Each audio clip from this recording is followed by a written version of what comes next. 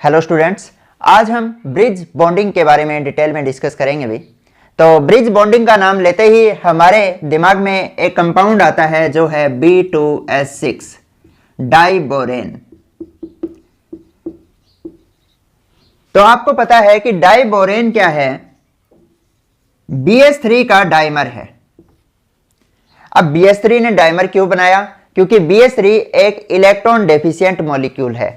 कैसे भी? बोरोन ने 3 हाइड्रोजन के साथ कोवेलेंट बॉन्ड बना रखा है, यानी इसके पास 2, 4, 6 इलेक्ट्रॉन है। और हमें पता है कोई भी मॉलिक्यूल या कोई भी एटम है स्टेबल कब होगा? जब उसका ऑक्टेट पूरा होगा।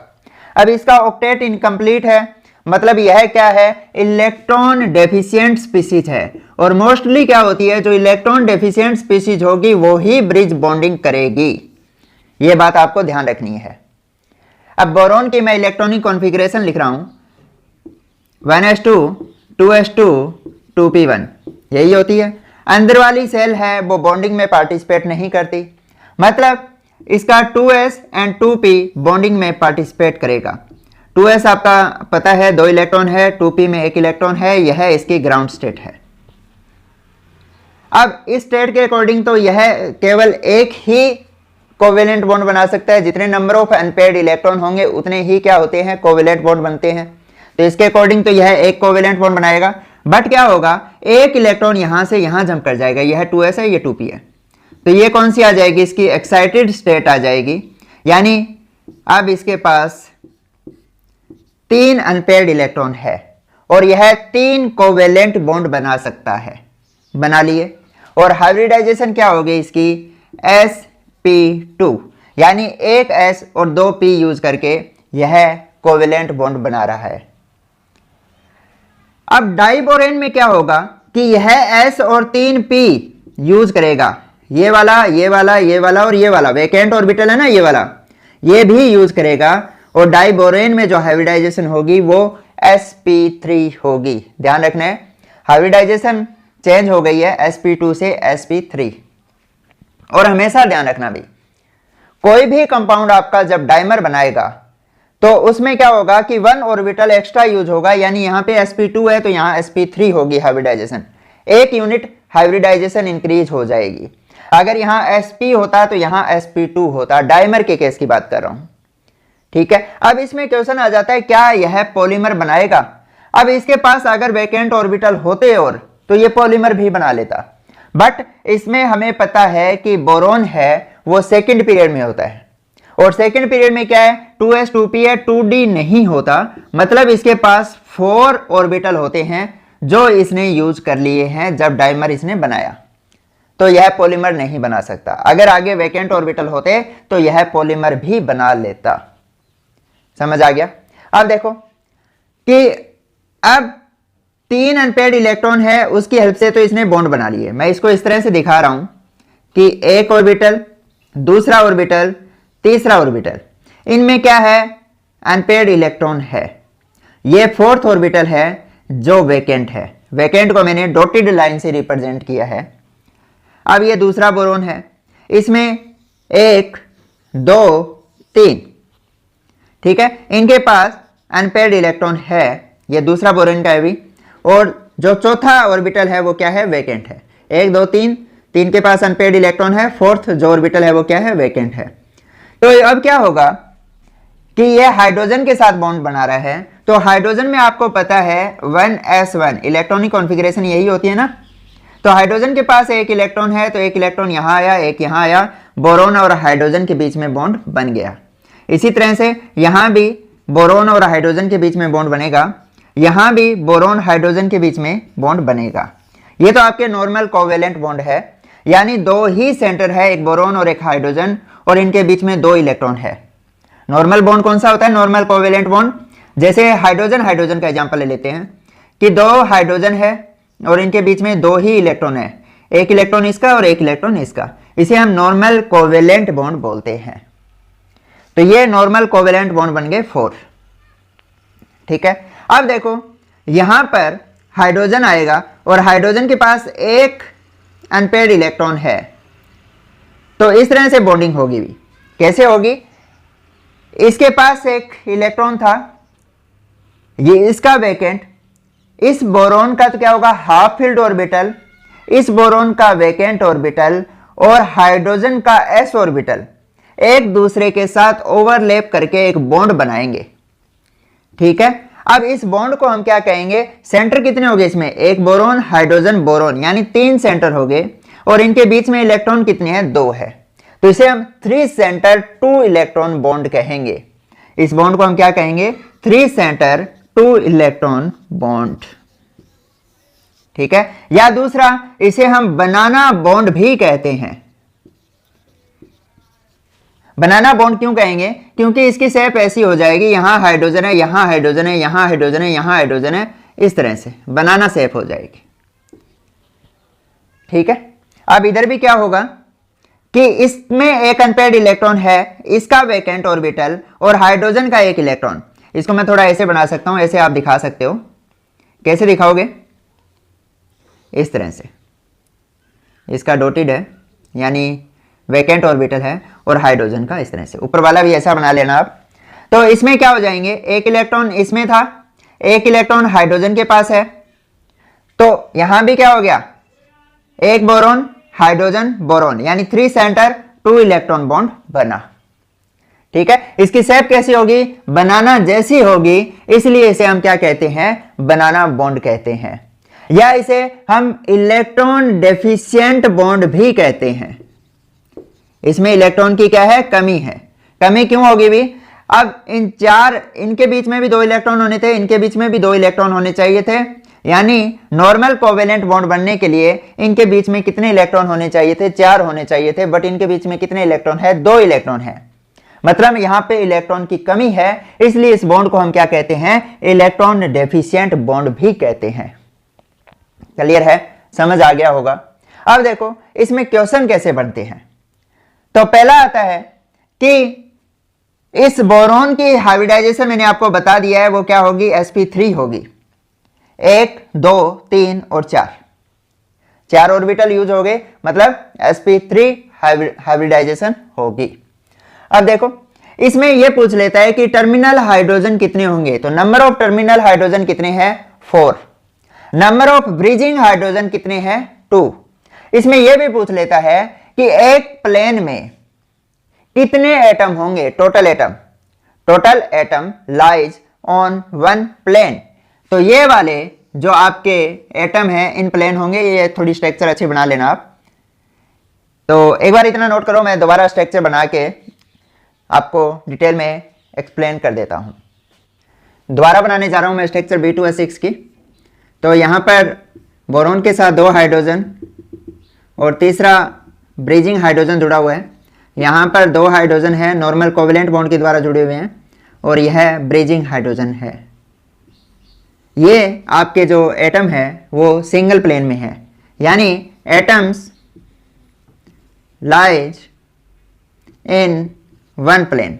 कितने भी टोटल एटम एक प्लेन में, 1 2 3 4 5 6 है, यानी 2 बोरोन और 4 हाइड्रोजन एक प्लेन में है। क्वेश्चन बन सकता है ये। दूसरा, अब इस बोरोन का sp3 हाइब्रिड ऑर्बिटल, इस बोरोन का sp3 हाइब्रिड ऑर्बिटल और हाइड्रोजन का s ऑर्बिटल एक दूसरे के साथ ओवरलैप करके ब्रिज बॉन्ड बना रहे हैं। तो ब्रिज बॉन्ड कैसे बना, sp3 sp3 ओवरलैपिंग से बनता है।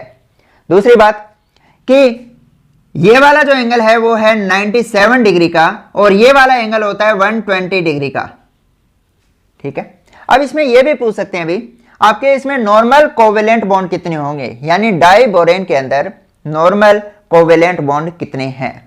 तो 1 2 3 4 जो बॉन्ड है वो नॉर्मल कोवेलेंट बॉन्ड है, यानी 2 सेंटर 2 इलेक्ट्रॉन बॉन्ड, 2 सेंटर है और 2 इलेक्ट्रॉन है इनके बीच में।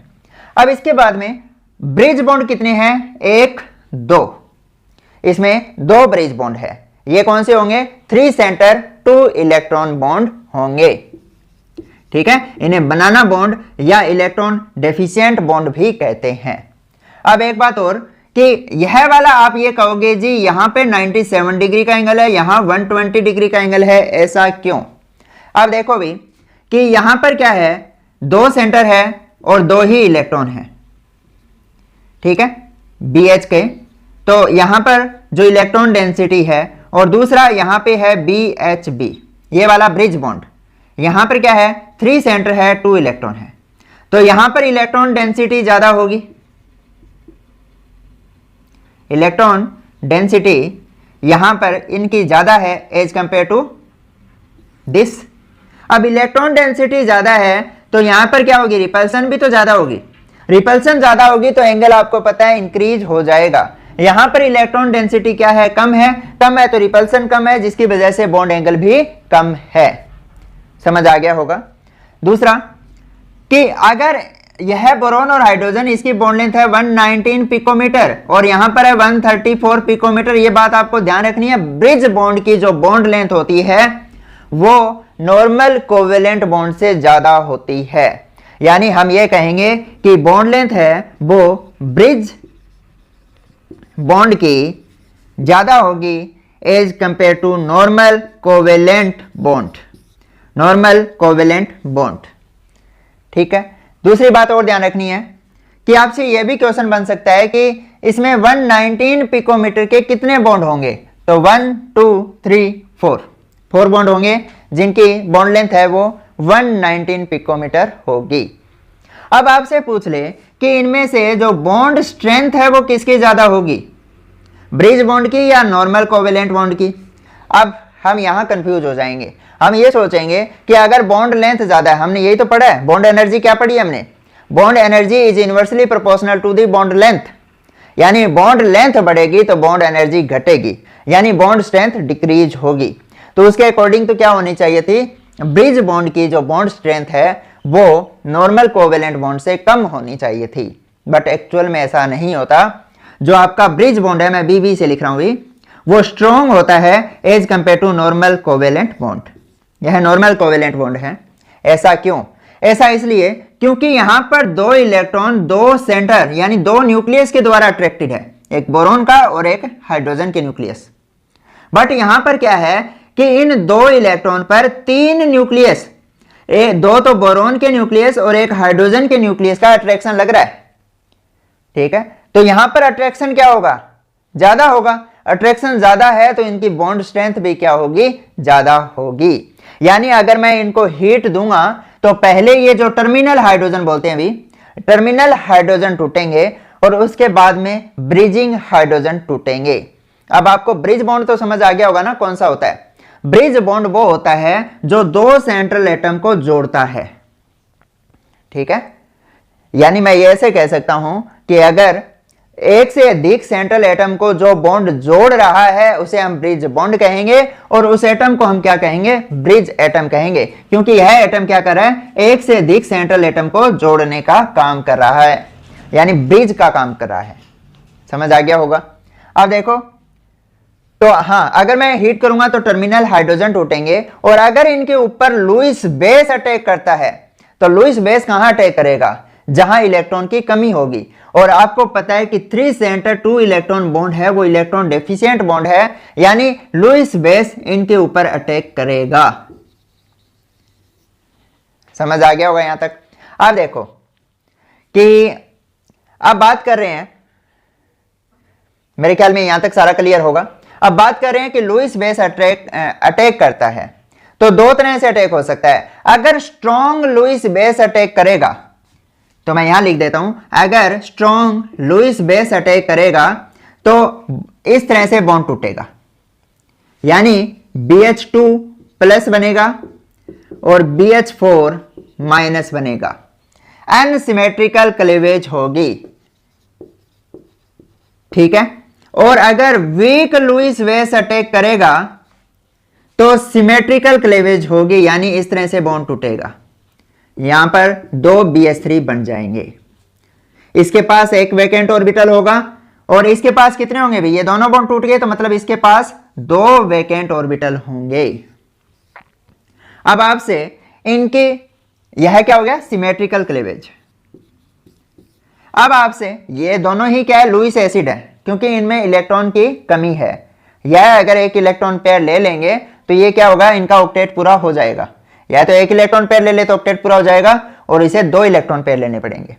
तो इसे दो लेने पड़ रहे हैं, तो इनमें से स्ट्रॉन्ग लुईस एसिड कौन सा होगा, ये वाला, यानी लुईस एसिड स्ट्रेंथ हम कंपेयर करें इनकी, तो BH2 प्लस की ज्यादा होगी BH3 से। ठीक है, यानी स्ट्रॉन्ग के ऊपर स्ट्रॉन्ग अटैक रहेगा। यह स्ट्रॉन्ग लुईस एसिड है, तो यहां पर स्ट्रॉन्ग लुईस बेस इसके साथ रिएक्ट करके कौन सा कंपाउंड बनाएगा, BH2। जैसे मैंने रिएक्शन करवा दी BH2, यानी यहां पर मैं कर देता हूं B2H6 की अमोनिया के साथ, तो क्या बनेगा, अमोनिया क्या है, स्ट्रॉन्ग लुईस बेस है, तो यह किसमें इसको डिकम्पोज करेगा, इसमें करेगा, तो यहां बनेगा BH2 NH3 क्योंकि इसके पास दो वैकेंट ऑर्बिटल है ना, और इसके खुद के पास क्या है, 4 इलेक्ट्रॉन है, 2 2 4 इलेक्ट्रॉन है। अगर यह 4 इलेक्ट्रॉन और ले ले तो ये क्या होगा, इसका ऑक्टेट पूरा हो जाएगा। तो इसने क्या किया, अमोनिया से 2 इलेक्ट्रॉन पेयर अपने 2 वैकेंट ऑर्बिटल में ले लिए हैं, यानी 2 अमोनिया से, और यहां पर क्या आ जाएगा BH4, यहां प्लस आएगा और यहां माइनस आ जाएगा। तो इस तरह से क्लेवेज होगी। अगर स्ट्रॉन्ग लुईस बेस अटैक करता है तो अनसिमेट्रिकल क्लेवेज होगी, और अगर वीक लुईस बेस अटैक कर दे, यानी B2H6 के ऊपर CO अटैक कर दे, ठीक है, CO क्या है, इसके लिए वीक लुईस बेस होगा, तो यहां पर बनेगा BH3CO, इस तरह से कोऑर्डिनेट बॉन्ड बना सिंगल। क्यों भाई, क्योंकि हमें पता है BH3 के पास 2 इलेक्ट्रॉन की कमी है, 6 इलेक्ट्रॉन तो है इसके पास, 2 इलेक्ट्रॉन की कमी है, तो यह अपना एक लोन पेयर इसके साथ कोऑर्डिनेटेड कर लेगा, यानी कोऑर्डिनेट बॉन्ड बन जाएगा, और 2 इलेक्ट्रॉन इसको मिल गए, तो मतलब इसका ऑक्टेट पूरा हो गया। ठीक है, तो यानी यह वीक लुईस बेस के साथ तो सिमेट्रिकल क्लेवेज शो कर रहा है, और स्ट्रॉन्ग लुईस बेस के साथ अनसिमेट्रिकल क्लेवेज शो कर रहा है। दूसरी बात, लुईस बेस जब अटैक करता है तो उसी पर करेगा जहां पर इलेक्ट्रॉन की कमी होगी। समझ आ गया होगा यहां तक। तो आपको मैं थोड़ा सा ब्रीफ में रिवीजन करवा देता हूं कि आपका जो BH3 होता है उसकी हाइब्रिडाइजेशन होती है sp2, और इसमें इसकी जो बोरोन की हाइब्रिडाइजेशन है वो है sp3, और यहां से जो 3 सेंट्रल 2 इलेक्ट्रॉन बॉन्ड बन रहा है वो sp3 ओवरलैपिंग के द्वारा बनेगा। दूसरा, इसमें जो ब्रिज बॉन्ड है उसका बॉन्ड एंगल कम होगा, और जो नॉर्मल कोवेलेंट बॉन्ड है उनके बीच का जो बॉन्ड एंगल है वो ज्यादा होगा, क्योंकि वहां पर इलेक्ट्रॉन डेंसिटी ज्यादा है, रिपल्सन ज्यादा लगेगी, और यहां पर इलेक्ट्रॉन डेंसिटी कम है, इसलिए रिपल्सन कम लगेगी। दूसरा, जो नॉर्मल कोवेलेंट बॉन्ड के कंपेयर में ब्रिज बॉन्ड की जो बॉन्ड लेंथ है वो ज्यादा होगी। ठीक है, और जब लुईस बेस अटैक करेगा, अगर स्ट्रॉन्ग लुईस बेस अटैक कर रहा है तो अनसिमेट्रिकल क्लेवेज होगी, और वीक लुईस बेस अटैक कर रहा है तो सिमेट्रिकल क्लेवेज होगी। ठीक है, इसमें टोटल एटम जो सिंगल प्लेन में है वो 6 है, 2 तो बोरोन है और 4 हाइड्रोजन है। इन हाइड्रोजन को जो नॉर्मल कोवेलेंट बॉन्ड के द्वारा जुड़े हुए हैं इन्हें हम टर्मिनल हाइड्रोजन बोलते हैं, और इनको ब्रिजिंग हाइड्रोजन बोलते हैं। क्यों भाई, क्योंकि ये ब्रिज का काम कर रहे हैं, यानी 2 सेंट्रल एटम को जोड़ने का काम कर रहे हैं। ठीक है, तो एक बार इतना नोट करो, फिर आगे डिस्कस करते हैं। अब मैं डिस्कस करने जा रहा हूं भाई Be2H4 के बारे में। अब बेरिलियम का एटॉमिक नंबर आपको पता है 4 होता है, यानी 1s2 2s2। अंदर वाले तो बॉन्डिंग में पार्टिसिपेट नहीं करते। 2p में क्या है, इसके 0 इलेक्ट्रॉन है, यानी ग्राउंड स्टेट में क्या मैं ऐसे रिप्रेजेंट करूंगा इन ऑर्बिटल को। अब क्या होगा, ये 2s है, ये 2p है। अब एक्साइटेड स्टेट में यह इलेक्ट्रॉन यहां से यहां जंप कर जाएगा, तो इसके पास क्या हो गए, 2 अनपेयर्ड इलेक्ट्रॉन है, मतलब यह 2 कोवेलेंट बॉन्ड बनाएगा, और हमें पता है कि BeH2 इस तरह एग्जिस्ट करता है। 4 इलेक्ट्रॉन है, मतलब इलेक्ट्रॉन डेफिशिएंट है, अपना ऑक्टेट कंप्लीट करना चाहेगा ये, तो ये क्या करेगा, इलेक्ट्रॉन डेफिशिएंट है तो डायमर भी बना सकता है और ये पॉलीमर भी बना सकता है। क्यों, इसके पास 2 वैकेंट ऑर्बिटल है, तो एक ऑर्बिटल अगर यूज कर लेगा तो डायमर बन जाएगा, और दोनों वैकेंट ऑर्बिटल यूज कर लेगा तो पॉलीमर बनेगा। अभी समझा रहा हूं कैसे बनेगा। तो अब क्या करेगा, वो सेम स्ट्रक्चर रहेगी जैसे मैंने बोरोन के लिए ड्रा की थी, कि एक इसमें जो हाइब्रिडाइजेशन है इसकी क्या है, sp है, और अब एक वैकेंट ऑर्बिटल कर लेगा तो हाइब्रिडाइजेशन क्या हो जाएगी, sp2 हो जाएगी। यानी यह बात आपको ध्यान रखना है, अगर मोनोमर की हाइब्रिडाइजेशन sp है तो डाइमर की क्या हो जाएगी, sp2 हो जाएगी। और ज्यादातर जो डाइमर है वो गैसीय स्टेट में पाए जाते हैं, ये भी बात ध्यान रखनी है, ठीक है। और पॉलीमर की क्या हो जाएगी, इससे एक यूनिट और बढ़ा दो। यानी पॉलीमर की हाइब्रिडाइजेशन, एक बात हमेशा ध्यान रखना, जितना इसका मैक्सिमम कोऑर्डिनेशन नंबर होगा, ठीक है, इसका मैक्सिमम कितना हो सकता है, 4 हो सकता है, तो पॉलीमर की हाइब्रिडाइजेशन क्या हो जाएगी, sp3 हो जाएगी। जैसे एल्यूमिनियम है, एल्यूमिनियम का जैसे AlCl3 में कोऑर्डिनेशन नंबर 6 होता है, तो इसकी हाइब्रिडाइजेशन क्या हो जाएगी, sp3d2, ठीक है। जितना मैक्सिमम कोऑर्डिनेशन नंबर होगा उतनी ही उसकी क्या हो जाएगी, हाइब्रिडाइजेशन हो जाएगी। ये बात ध्यान रखोगे। तो मोनोमर की sp है तो डाइमर की क्या होगी, एक ऑर्बिटल इंक्रीज होगी यानी sp2 हो जाएगी।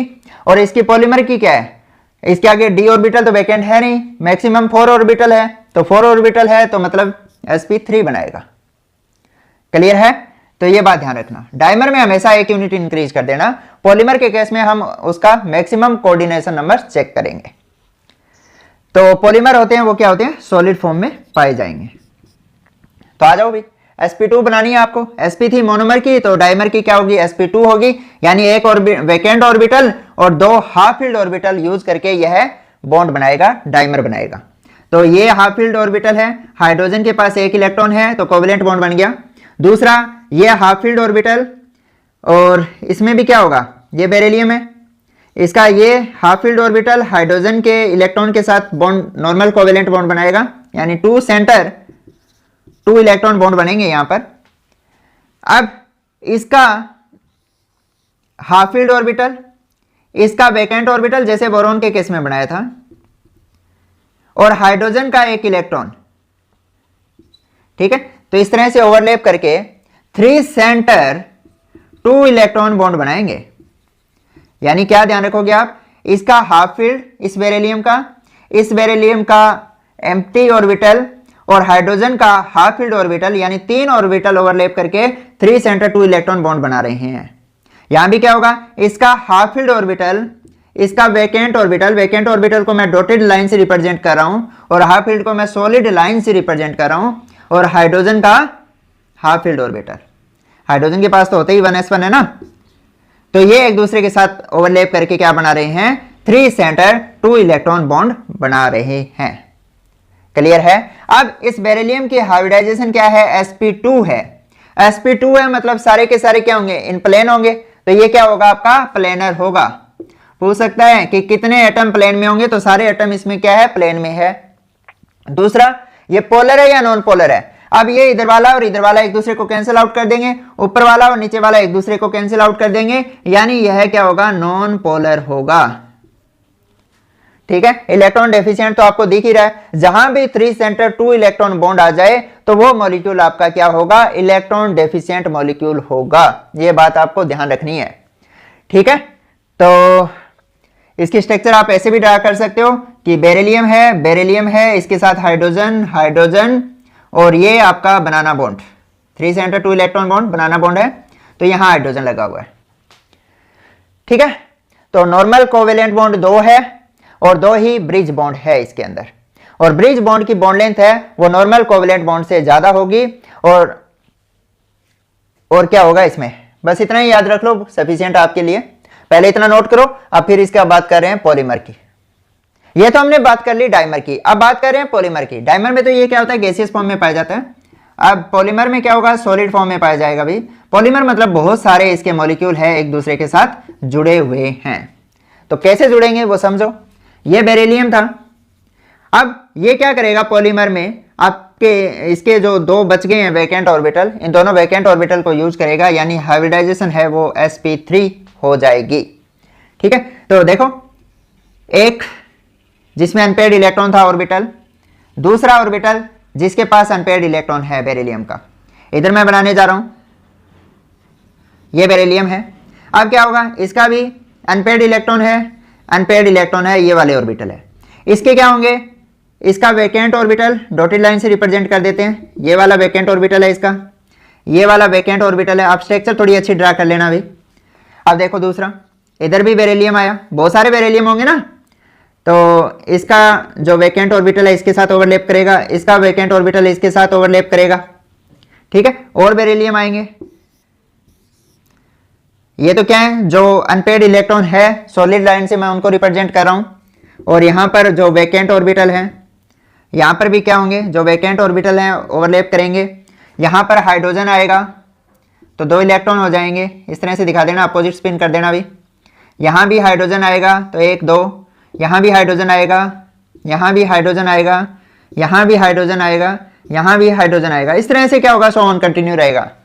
मतलब इसका वैकेंट ऑर्बिटल, इसका एम्प्टी, सॉरी इसका वो ऑर्बिटल जिसके पास अनपेयर्ड इलेक्ट्रॉन है, इसका एम्प्टी ऑर्बिटल, और हाइड्रोजन का ऑर्बिटल जिसमें एक अनपेयर्ड इलेक्ट्रॉन है, एक दूसरे के साथ ओवरलैप करके 3 सेंटर 2 इलेक्ट्रॉन बॉन्ड बना रहे हैं। यहां भी सेम हुआ, इसका एम्प्टी, इसका वो ऑर्बिटल जिसके पास एक इलेक्ट्रॉन है, और इसका हाइड्रोजन का, ये हाइड्रोजन है भाई, हाइड्रोजन का ऑर्बिटल जिसमें एक अनपेयर्ड इलेक्ट्रॉन है, एक दूसरे के साथ ओवरलैप करके 3 सेंटर 2 इलेक्ट्रॉन बॉन्ड बना रहे हैं। ये कंटिन्यू रहेगा, मतलब एक पॉलीमेरिक स्ट्रक्चर हो जाएगी।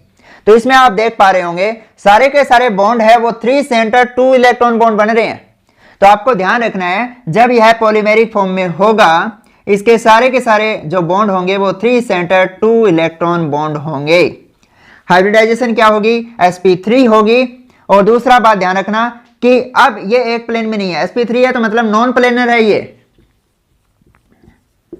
ठीक है, नॉन प्लेनर है। अब ये देखो कि पोलर होगा नॉन पोलर होगा, नॉन पोलर होगा भी, क्यों, क्योंकि ये एक दूसरे के और ये एक दूसरे के जो इफेक्ट को कैंसिल आउट कर देंगे, तो ये नॉन पोलर होगा। पोलर नॉन पोलर के बारे में मैं डायपोल मोमेंट एक लेक्चर बना चुका हूं, वहां पर डिटेल में डिस्कस कर चुका हूं, वो देख लेना, ठीक है। और इलेक्ट्रॉन अगर इसमें 3 सेंटर 2 इलेक्ट्रॉन बॉन्ड है तो जाहिर सी बात है ये क्या होंगे, इलेक्ट्रॉन डेफिशिएंट होंगे, ठीक है। तो इस तरह से यह पॉलीमेरिक फॉर्म में पाया जाता है। तो मैंने आपको डाइमर बता दिया था, पॉलीमर बना दिया था। डाइमर में हाइब्रिडाइजेशन होती है वो sp2 होती है, और पॉलीमर में क्या होती है, sp3 होगी। नोट करो इसको। अब मैं नेक्स्ट कंपाउंड की बात कर रहा हूं, Al2CH3 6, यानी AlCH3 3, ट्राई मिथाइल एल्यूमिनियम के डाइमर की बात कर रहा हूं। तो डाइमर कैसे बनाएंगे हम इसका, देखो एक एल्यूमिनियम ये है, दूसरा एल्यूमिनियम ये है, एक मिथाइल ग्रुप मैं यहां लगा देता हूं, दूसरा मिथाइल ग्रुप मैं यहां लगा देता हूं, तीसरा मिथाइल ग्रुप यहां, चौथा मिथाइल ग्रुप यहां लगा रहा हूं, पांचवा मिथाइल ग्रुप यहां लगा हुआ है, और छठा मिथाइल ग्रुप यहां लगा हुआ है, ठीक है। अब आपको पता है जो नॉर्मल एल्यूमिनियम होता है वो कितने कोवेलेंट बॉन्ड बनाता है, 3 बनाता है। इलेक्ट्रॉन डेफिशिएंट है ना, ये भी बोरॉन फैमिली में आता है, नीचे आता है उसके, बोरॉन के जस्ट नीचे एल्यूमिनियम है। तो इसका वैकेंट ऑर्बिटल, ठीक है, मैं डॉटेड लाइन से रिप्रेजेंट कर देता हूं, इसका एक ऑर्बिटल जिसके पास अनपेयर्ड इलेक्ट्रॉन है उसके साथ, और इसका कार्बन का एक ऑर्बिटल जिसके पास अनपेयर्ड इलेक्ट्रॉन है, ये एक दूसरे के साथ ओवरलैप करेंगे, यानी यहां 2 इलेक्ट्रॉन आ जाएंगे। दोबारा रिपीट कर रहा हूं, एल्यूमिनियम का वैकेंट ऑर्बिटल, एल्यूमिनियम का ऑर्बिटल जिसके पास एक अनपेयर्ड इलेक्ट्रॉन है, और कार्बन का एक ऐसा ऑर्बिटल जिसके पास एक अनपेयर्ड इलेक्ट्रॉन है, ये तीनों एक दूसरे के साथ ओवरलैप करके क्या करेंगे, 3 सेंटर 2 इलेक्ट्रॉन बॉन्ड बना देंगे, ठीक है। ये मैं आपको बार बार बता चुका हूं पहले भी, अब मैं बार बार स्ट्रक्चर ड्रा करके ज्यादा टाइम वेस्ट नहीं करूंगा इस पे। तो स्ट्रक्चर कैसी आएगी इसकी, इस तरह से आएगी, यानी ये क्या हो गया, इसका 3 सेंटर 2 इलेक्ट्रॉन बॉन्ड बन गए। यहां भी क्या होगा, 3 सेंटर 2 इलेक्ट्रॉन बॉन्ड बनेंगे। अब देखो इसमें क्वेश्चन इस तरह से आ जाएगा कि इनमें बताओ कि number of normal covalent bond कितने होंगे। तो आपको काउंट करने हैं 1 2 3 4, 4 इसके हैं तो 4 इसके हो जाएंगे, 8 और 8 इधर हो जाएंगे, कितने हो गए, 16 17 18 19 20 21 22, यानी इसमें जो नॉर्मल कोवेलेंट बॉन्ड है वो 22 है, ठीक है। दूसरा क्वेश्चन ये आ जाएगा कि इसमें बताओ एक सिंगल प्लेन में यानी वन प्लेन के अंदर कितने एटम है, मैक्सिमम कितने एटम है वन प्लेन में। तो देखो इस एल्यूमिनियम की हाइब्रिडाइजेशन है वो sp3 है, इस कार्बन की भी क्या है sp3 है, और इस एल्यूमिनियम की भी क्या है sp3 है। ओवरलैपिंग कैसी हुई है 3 सेंटर 2 इलेक्ट्रॉन बॉन्ड में sp3 sp3 sp3 ऑर्बिटल की ओवरलैपिंग हुई है।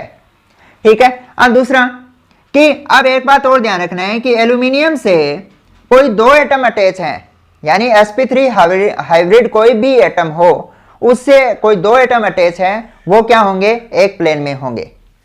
तो इस एल्यूमिनियम से मान लो कि यह कार्बन और ये कार्बन, दो कार्बन जुड़े हुए हैं, तो दो तो ये कार्बन एक प्लेन में है, और इस कार्बन की भी तो हाइब्रिडाइजेशन क्या है sp3 है, इससे भी तो दो एटम जुड़े हुए होंगे, वो सिंगल प्लेन में होंगे।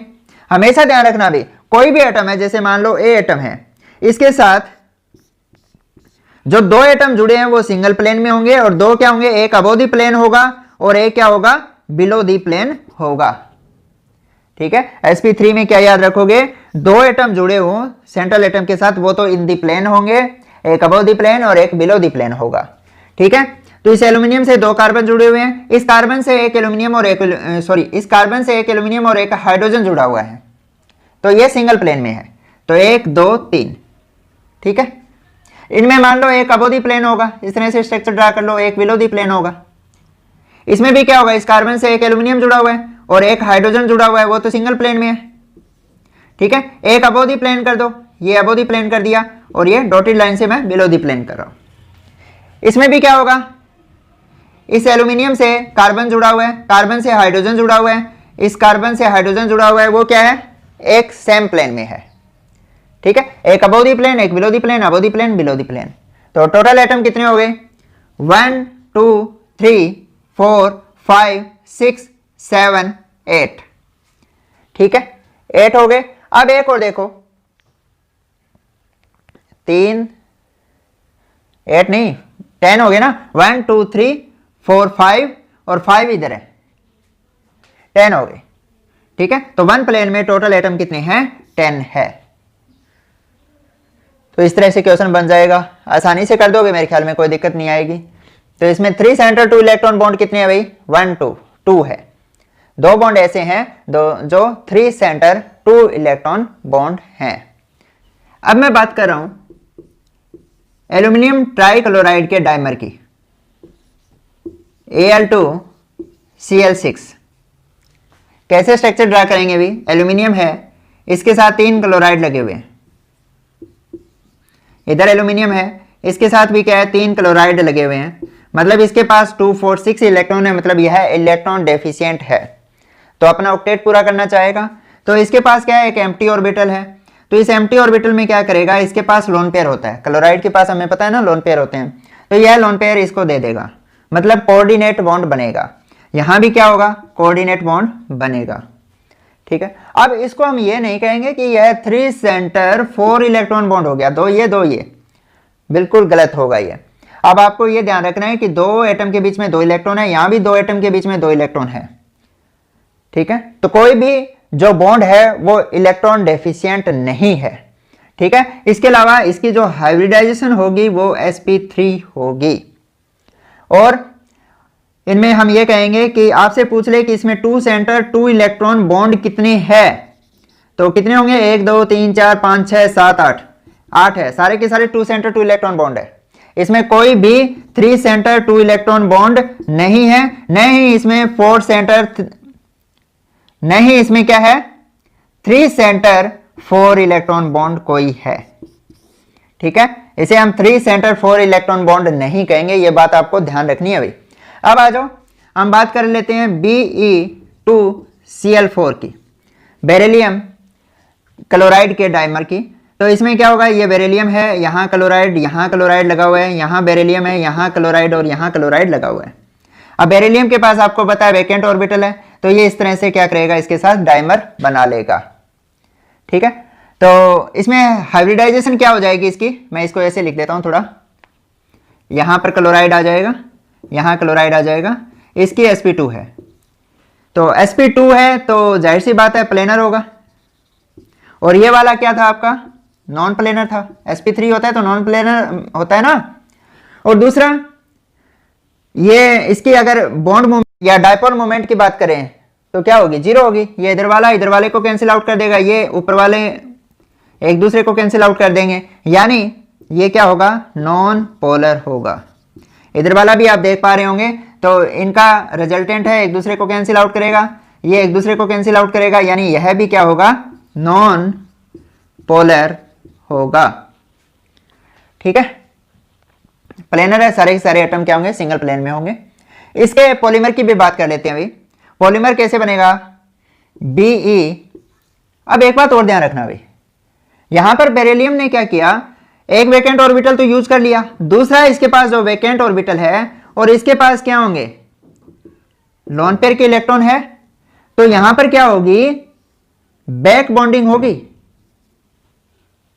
ठीक है, इसने क्या किया, अपनी इलेक्ट्रॉन डेफिशिएंसी कुछ तो कोऑर्डिनेट बॉन्ड के द्वारा कम कर ली। इसके पास टोटल कितने इलेक्ट्रॉन होते हैं, 4 इलेक्ट्रॉन है, और ऑक्टेट पूरा करने के लिए 4 इलेक्ट्रॉन और चाहिए। एक तो इसने कोऑर्डिनेट बॉन्ड बना लिया, दूसरा यहां पर क्या हो रही है, बैक बॉन्डिंग हो रही है, इलेक्ट्रॉन डेफिशिएंसी को दूर करने की कोशिश कर रहा है ये। तो इसमें क्या हो रहा है, ब्रिज बॉन्ड भी बन रहा है, यानी कोऑर्डिनेट बॉन्ड भी बन रहा है, और यहां पर बैक बॉन्डिंग भी हो रही है। ठीक है, मोस्ट इंपॉर्टेंट है, क्वेश्चन आ जाता है। इसके बाद में आता है BeCl2, अगर सॉलिड में हो तो n नंबर ऑफ जो BeCl2 की यूनिट जुड़ी हुई होगी। कैसे जुड़ी हुई होगी, देखो बेरिलियम है, chloride chloride, beryllium chloride chloride, beryllium chloride chloride. ठीक है, इसके साथ कोऑर्डिनेट बॉन्ड बना रहा है, तो इस तरह से बहुत सारी यूनिट एक दूसरे के साथ जुड़ती जाएगी। अब पॉलीमेरिक स्ट्रक्चर में देखो कि इसका ऑक्टेट है वो कंप्लीट हो चुका है, तो इसमें बैक बॉन्डिंग नहीं होगी। अब यहां पर हाइब्रिडाइजेशन क्या थी, sp2 थी, और यहां पर हाइब्रिडाइजेशन क्या हो जाएगी, sp3 हो जाएगी। अब ये प्लेनर था, तो ये क्या हो जाएगा, नॉन प्लेनर हो जाएगा। ठीक है, नॉन पोलर होगा, एक दूसरे के इफेक्ट को कैंसिल आउट कर देंगे, नॉन पोलर होगा। ठीक है, तो यहां बैक बॉन्डिंग नहीं है, सिर्फ कोऑर्डिनेट बॉन्ड बन रहे हैं यहां पर, तो ये नोट करो आप। अब मैं ब्रिज बॉन्डिंग के लिए कुछ कंडीशन बताने जा रहा हूं भाई। पहली बात है कि बैक बॉन्डिंग लो होनी चाहिए, या तो कंप्लीटली एब्सेंट हो या फिर बिल्कुल कम हो बैक बॉन्डिंग। जैसे आपका बोरोन ट्राइफ्लोराइड है, तो इसमें क्या हो रहा है, आपको पता है बैक बॉन्डिंग होती है, और इस बैक बॉन्डिंग के कारण इफेक्टिव बैक बॉन्डिंग होती है, क्योंकि इसका भी 2p ऑर्बिटल वैकेंट है और इसके भी 2p ऑर्बिटल में लोन पेयर होते हैं, तो 2p ओवरलैपिंग है, इफेक्टिव ओवरलैपिंग होती है। तो इसके कारण से ये क्या करता है, यह ब्रिज बॉन्ड नहीं बना पाता। ठीक है, यानी अगर बैक बॉन्डिंग इफेक्टिव है तो उसमें ब्रिज बॉन्डिंग की पॉसिबिलिटी बिल्कुल कम हो जाएगी, ये बात आपको ध्यान रखनी है। ठीक है, तो यह ब्रिज बॉन्ड नहीं बनाता। दूसरी बात है कि उसके पास जो आपका कंपाउंड है, अनपेयर्ड इलेक्ट्रॉन नहीं होने चाहिए। अगर अनपेयर्ड इलेक्ट्रॉन है, जैसे आपका CH3 है, इसके पास अनपेयर्ड इलेक्ट्रॉन है, दूसरा CH3 होगा, उसके पास भी अनपेयर्ड इलेक्ट्रॉन होगा, तो ये क्या कर लेंगे, नॉर्मल कोवेलेंट बॉन्ड बना लेंगे, यानी यहां पर क्या हो जाएगा, 2 सेंटर 2 इलेक्ट्रॉन बॉन्ड बन जाएगा। तो यानी आपका जो भी मॉलिक्यूल है उसके पास क्या होना चाहिए, अनपेयर्ड इलेक्ट्रॉन नहीं होने चाहिए। ठीक है, अब तीसरी बात है, जैसे आपका BH3 है, इसके पास कोई अनपेयर्ड इलेक्ट्रॉन नहीं है, तो ये आसानी से क्या हो जाएगा, डाइमेराइज हो जाएगा, B2S6 बना लेगा। तीसरी बात है कि अगर जैसे आपका मैंने एल्यूमिनियम क्लोराइड का एग्जांपल दिया था, अगर आपके साइड एटम के पास लोन पेयर है तो वहां पर क्या होगा, कोऑर्डिनेट बॉन्ड बनेगा। ठीक है, लिख लो, if side atom contain lone pair then coordinate bond formed. ठीक है, तो कोऑर्डिनेट बॉन्ड बनेगा अगर साइड एटम के पास क्या है, लोन पेयर है। तो फोर्थ पॉइंट क्या है, अब जैसे BH3 था, इसके पास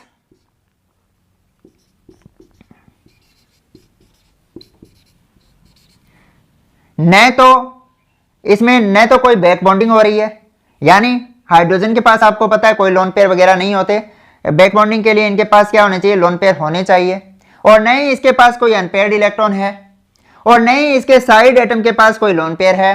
तो यहां पर कोऑर्डिनेट बॉन्ड भी नहीं बनेगा। तो मतलब यहां पर क्या बनेगा, ऐसी कंडीशन आ जाए तो वहां पर 3 सेंटर 2 इलेक्ट्रॉन बॉन्ड बनेगा। ठीक है, तो यहां पर लिख लेना, if side atom does not contain lone pair then 3 center 2 electron bond formed। ठीक है, तो अब इसके पास न तो अनपेयर्ड इलेक्ट्रॉन है न ही लोन पेयर है, तो इसमें क्या होगा, 3 सेंटर 2 इलेक्ट्रॉन बॉन्ड बनेगा। तो ये कुछ कंडीशन थी बैक बॉन्डिंग के लिए जो आपको ध्यान रखनी है। तो मेरी तरफ से आपका बैक बॉन्डिंग कंप्लीट हुआ। सॉरी, ये कंडीशन किसके लिए थी, ब्रिज बॉन्डिंग के लिए थी, जो आपको ध्यान रखनी है। तो मेरी तरफ से ब्रिज बॉन्डिंग कंप्लीट हुआ। मिलते हैं जल्दी, ऑल द बेस्ट।